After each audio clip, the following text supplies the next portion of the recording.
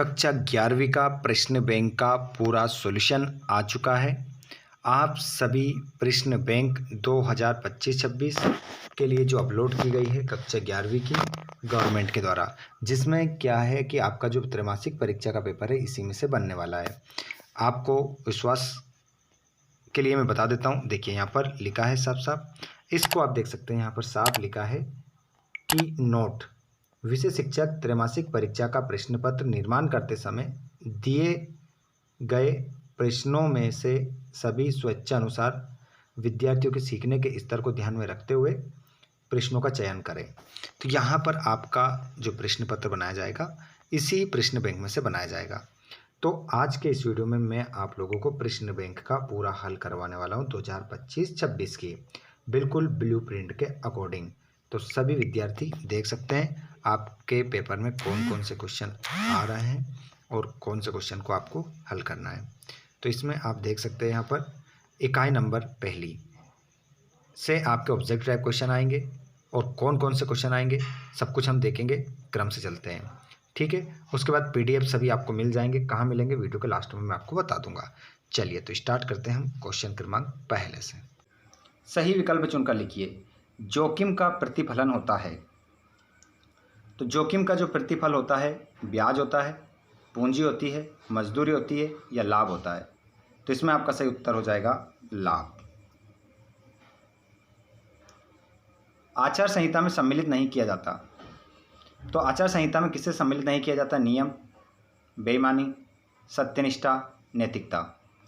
तो शामिल नहीं किया जाता है, तो यहाँ पर एक नेगेटिव पॉइंट है बेईमानी, ये आपका शामिल नहीं किया जाता है।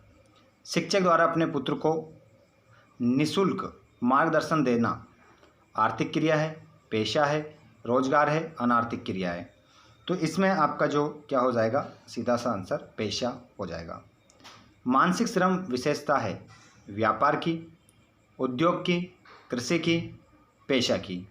तो यहाँ पर मानसिक जो श्रम होती है विशेषता वो होती है बच्चों पेशा, आपका इसमें आंसर होगा। व्यापार तथा व्यापार की सहायक क्रियाओं को कहते हैं, व्यापार तथा व्यापक की सहायक क्रियाओं को कहते हैं उद्योग कहते हैं, पेशा कहते हैं, वाणिज्य कहते हैं या व्यापार कहते हैं। तो इसमें आपका करेक्ट आंसर हो जाएगा वाणिज्य। चलिए नेक्स्ट क्वेश्चन, निम्नलिखित में से कौन सा तत्व जोखिम का मानवीय कारण नहीं है? तो निम्नलिखित में से कौन सा तत्व जोखिम का मानवीय कारण नहीं है? तो हड़ताल, सट्टेबाजी, लापरवाही, प्रदूषण। तो इसमें आपका जो करेक्ट आंसर हो जाएगा वो हो जाएगा मानवीय कारण नहीं है। तो प्रदूषण मानवीय कारण नहीं है। चलिए आगे हम देखते हैं, निम्नलिखित में से किस में निश्चित एवं नियमित वेतन मिलता है? रोजगार में, पेशा, व्यवसाय, उद्योग में। तो ऐसी कौन सी इन चारों में से कौन सा है वस्तु है इसमें से जिसमें हमें निश्चित एवं नियमित वेतन मिलता है? तो इसमें आपका आंसर हो जाएगा रोजगार। प्राचीन भारत में नगीनों का निर्यातक केंद्र था पाटलिपुत्र, मथुरा, इंद्रप्रस्थ, वाराणसी। तो यहाँ पर आपका करेक्ट आंसर हो जाएगा पाटलिपुत्र। चलिए खालिस्तान की ओर हम बढ़ते हैं। यहाँ पर हम जो खालिस्तान देखेंगे, जोड़ी देखेंगे, सब कुछ आंसर आपको मिलेंगे। विदेशी व्यापार प्रकार का होता है। जो विदेशी व्यापार होता है ना बच्चों, कितने प्रकार का होता है? तो विदेशी व्यापार 2 प्रकार का होता है। क्वेश्चन नंबर दूसरा, खालिस्तान में स्थानांतरण संभव होता है। तो यहाँ पर आपका जोखिम में, इसका आंसर क्या होगा? जोखिम में स्थानांतरण संभव होता है। तीसरा, वाणिज्य, उद्योग तथा व्यवसायिक अंगे।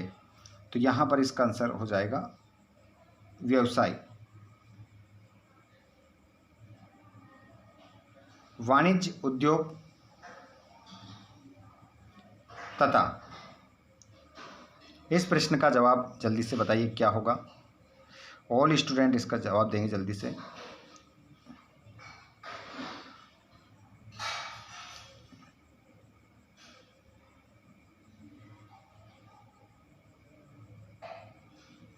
जल्दी से जितने भी क्लास में जुड़ रहा है, ठीक है, बहुत सारे लाइव में जुड़ रहे हैं लेकिन बोलेंगे नहीं। व्यापार, इसका आंसर हो जाएगा व्यापार, ठीक है, खालिस्तान में। वस्तु के बदले वस्तु का आदान प्रदान कहलाता है। तो वस्तु के बदले वस्तु का आदान प्रदान जो होता है वो कहलाता है बच्चों, तो इसे हम कहते हैं वस्तु विनिमय। खालिस्तान में आप लिखेंगे वस्तु विनिमय, वस्तु विनिमय आपका आंसर हो जाएगा। फरमान जोग हुंडी व्यक्ति को दे थी, तो इसमें आपका जो आंसर हो जाएगा हुंडी जो हो, इसमें आप लगाएंगे किसी निश्चित व्यक्ति को दे थी। यहाँ पर क्या लिख दोगे? निश्चित व्यक्ति को दे थी, या विशेष व्यक्ति को लिख सकते हैं, विशेष व्यक्ति को, विशेष भी इसमें आ सकता है, ठीक है, विशेष। उसके बाद हम बढ़ते हैं आगे, और आगे हम देखेंगे हमारी जोड़ी हम मिलाएंगे, और गलती किसी प्रकार की हमें करना नहीं है। पारिश्रमिक, तो पारिश्रमिक को आप मिलाएंगे वेतन, मजदूरी, कमीशन। क्रय विक्रय, तो क्रय विक्रय को आप मिलाएंगे व्यापार से। रोजगार को आप मिलाएंगे प्रशिक्षण। और व्यावसायिक जोखिम, तो इसको आप मिलाएंगे साहसी से। और रचनात्मक उद्योग, इसको आप मिलाएंगे सड़क, बांध आदि। और प्रक्रियाई उद्योग, तो प्रक्रियाई उद्योग जो है हो जाएगा, वो हो जाएगा चीनी निर्माण। और विश्लेषणात्मक उद्योग, तो इसमें आपका तेल शोधन हो जाएगा। इस प्रकार आप क्या मिला लेंगे? अपनी जोड़ी को मिला लेंगे। उसके बाद आप आगे देखेंगे सत्य में। सत्य में अगर हम बात करें तो सत्य में आप देखेंगे पहला, व्यवसाय में जोखिम का तत्व होता है। व्यवसाय में जोखिम का तत्व होता है, तो पहला जो सत्य, इसमें आप क्या लिख देंगे? सत्य, बिल्कुल होता है।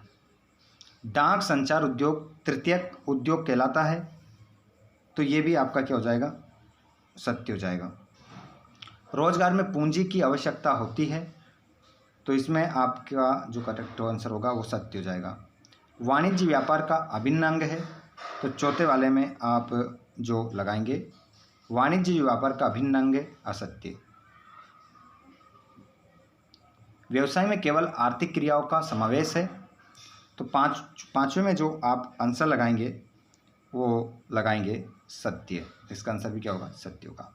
और प्रत्येक व्यावसायिक क्रिया लाभ कमाने के उद्देश्य से की जाती है, तो इसका आंसर जो आपका है वो क्या हो जाएगा? सत्य, ठीक है। इसमें मैंने आपको एक असत्य बताया, बाकी सारे क्या बताएं? सत्य बताएं, ध्यान रखिएगा। अब हम देखेंगे एक शब्द में उत्तर। यहाँ से बहुत सारे नंबर आपके निश्चित है जो आएंगे। चलिए आगे हम देख लेते हैं। क्वेश्चन क्रमांक हमारा,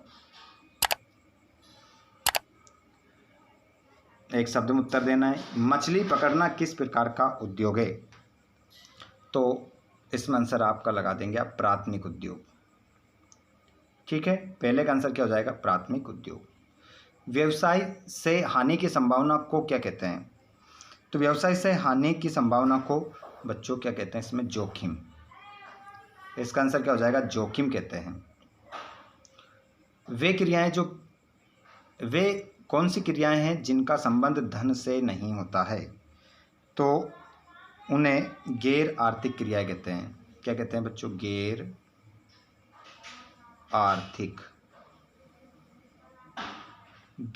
आर्थिक क्रियाएं उन्हें कहते हैं। व्यवसाय की दोहरी संपत्ति कौन है? तो व्यवसाय की दोहरी संपत्ति जो है वो क्या हो जाएगी? पूंजी आपका आंसर हो जाएगा।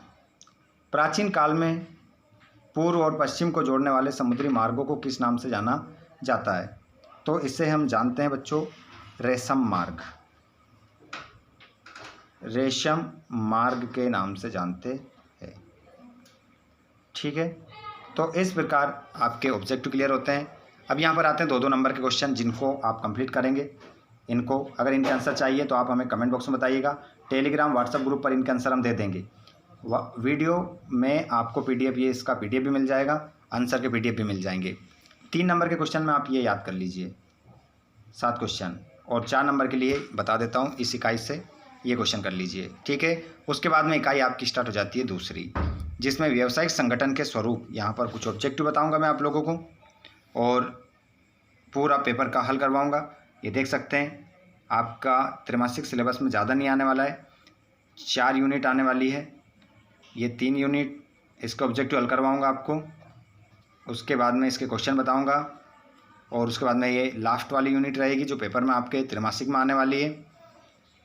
ठीक है, और यूनिट 5 से 5 भी रहेगी एक इसमें, बस 5 यूनिट तक आपके त्रैमासिक में आने वाला है। तो इसमें गिने चुने कुछ ही ऑब्जेक्टिव हैं जो आपके पेपर में आने वाले हैं, उनको अच्छे से याद कर लीजिएगा। अब मैं यूनिट 2 आपको नेक्स्ट वीडियो में करवाऊँगा पूरी हल। ठीक है, और आप हमें कमेंट बॉक्स में ये बताइएगा, क्या आप लोगों के लिए दूसरे 2 नंबर के, 3 नंबर के और 4 नंबर के प्रश्नों के भी उत्तर लेकर आना है क्या? अगर आना हो तो उस हिसाब से आएंगे, बताइएगा। कमेंट बॉक्स में ज़रूर बताइएगा। जितने भी विद्यार्थी क्लास को देख रहे हैं कमेंट बॉक्स में लिख दीजिएगा, तो आपको 2 नंबर, 3 नंबर और 4 नंबर के प्रश्नों का सोल्यूशन भी करवा दिया जाएगा। और अगर आप कर लो तो आपको ऑब्जेक्टिव ही हल करवा दिए जाएंगे। पूरा पेपर बता दिया मैंने, जो कि आपके त्रैमासिक में आने वाला है। तारीख कितनी है? 3 सितंबर।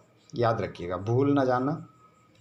वीडियो अच्छा लगा हो तो लाइक कर दीजिएगा। आप कहाँ से देख रहे हैं इस वीडियो को, आपका नेम क्या है, कमेंट बॉक्स में ज़रूर लिखिएगा। धन्यवाद।